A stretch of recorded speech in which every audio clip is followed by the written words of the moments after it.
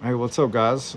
So it's Bible study time with one of the children of the Most High God, and so I wanted to address something, and like I know there's different kind of religions out there and stuff, and sometimes people get tripped up on the fact that God is actually three persons in one, and so then it makes you wonder sometimes, right? Where does people get this from? Where at in the Bible does it actually talk about this? Well, it's actually in Luke chapter 3, starting in verse 21. So check this out. It says that when all the people were baptized, it came to pass that Jesus also was baptized. And while he prayed, the heavens was opened, and the Holy Spirit descended in a bodily form like a dove upon him. And the voice came from heaven, which said, "You are my beloved Son. In you I am well pleased." All right, man. So check it out, man. So there's some water here where John the Baptist was baptized in, right? And so Jesus was fulfilling all righteousness. So he came down to John the Baptist, and John the Baptist was going to baptize Jesus, right?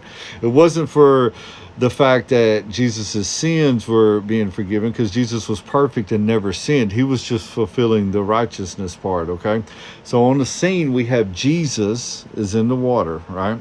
And then it says that the Holy Spirit came down on him like a dove. That doesn't mean that the Holy Spirit is a dove, but the Holy Spirit came down like a dove, like kind of like how a bird comes flying down to the ground out the air. It's just real graceful most of the time, right? And so he descended upon Jesus.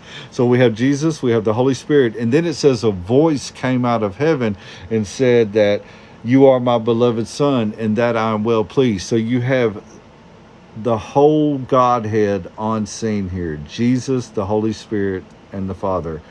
That's why God is three in one. It's actually three person, but they're God.